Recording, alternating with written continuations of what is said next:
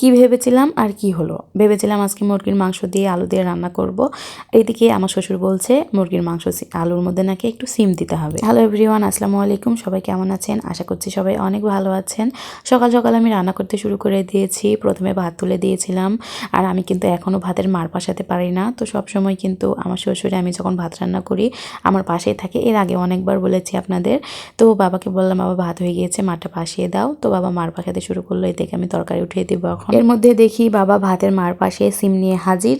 বলছে যে তরকারির মধ্যে নাকি সিমও দিতে হবে, তাহলে নাকি ভালো লাগবে। আমি তো বাবার কথা শুনে তাজ্জব যে মুরগির গোস্ত দিয়ে সিম দিয়ে আবার মানুষ কিভাবে রান্না করে খায়। তো বাবা বলছে যে একটু রান্না করি দেখ, অনেক ভালো লাগবে।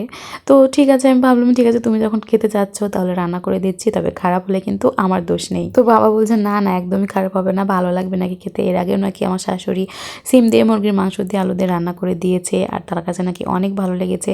যদিও আমি কখনো কিন্তু এভাবে খাইনি মুরগির গোস্ত আলু দিয়ে রান্না করে খেয়েছি সবসময়, কিন্তু সিম দিয়ে এই প্রথম আমি রান্না করছি, আর এই প্রথম কিন্তু আমি এটা খাবো। আপনারা যদি কখনো সিম আলু দিয়ে মুরগির মাংস রান্না করে খেয়ে থাকেন তাহলে অবশ্যই কমেন্ট করে জানাবেন। তো কি আর করার, বাবার কথা তো রাখতেই হবে। এজন্য সিম তুলে নিয়ে সাথে সাথে সব কিছু কুটে বেছে নিয়ে এখন আমি তুলে দিলাম।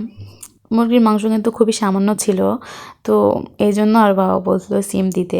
তো কিছু করার নেই, এখন আমি সিম আলু কষিয়ে নিয়ে এখন এখানে মাংস দিয়ে দিব। রান্না করছিলাম আর একটাই কথা ভাবছিলাম যে আল্লাহ, এটা আমি কিভাবে খাবো আর এটা কেমন হবে খেতে। শুধুমাত্র এই টেনশনেই আমি রান্না করছিলাম। বাবা শুধু বারবার বলছিল একদম ভাবিস না, তরকারি খেতে নাকি ভালো লাগবে।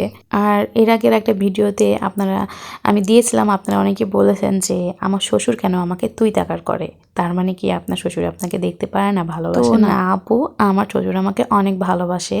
আমার শ্বশুর আমাকে একেবারে নিজের মেয়ের মতোই দেখে। আর তারা যে আমাকে তুই তাকারি করে, তুই বলে কথা বলে, এটা আমি কিন্তু কখনোই খারাপ মনে করি না। যখন আমি প্রথম বিয়ে হয়ে এখানে আসি তখন একটু খারাপ লাগতো যে কেমন আমার খুব খারাপ লাগতো যে আমাকে তুই করে কেন বলছে। তারপরে যখন দেখলাম যে না, শুধু আমাকেই না, এদের ভাষায় আসলে এরকম যে সবাইকে তুই মুই এভাবে কথা বলে। আসলে নওগাঁয় এভাবেই সবাই সবাইকে সম্বোধন করে, আপনি তুমি তুই, এই তিনটা ভাষা এরা একসাথে বলে। তারপর যখন আস্তে আস্তে সব বুঝতে পারলাম তখন এখন আর কিছু মনে হয় না। তো আমি কিন্তু নওগাঁর বউ, হ্যাঁ, এই জন্য আসলে আপনারা যদি নওগাঁর মানুষের কারো ভিডিও দেখে থাকেন তাহলে দেখে থাকবেন তারা কিন্তু এইভাবেই কথা বলে। আমার আরেক আপু আমাকে কমেন্ট করছে যে আমি যেন একদিন নওগাঁর ভাষায় কথা বলে ভিডিও আপলোড করি। তো এই তো এখানে আমার রান্নাবান্না শেষ, বাবাকে দিচ্ছিলাম। বাবা চেখে বলছে যে নাকি খাবারটা অনেক বেশি মজা হয়েছে। তো আপু, অবশ্যই আমি আপনার কথা একদিন রাখবো। যদিও আমি নওগাঁর ভাষা এখনও পুরোপুরি শিখতে পারিনি, তবুও একদিন চেষ্টা করবো ইনশাল্লাহ। তো ঠিক আছে, আজকের ভিডিও এখানেই শেষ করছি। আর আমার রান্নাটা কিন্তু অনেক মজা হয়েছিল, আমি না, আমার শ্বশুর বলেছে। তো সবাই ভালো থাকবেন, আল্লাহ হাফিজ।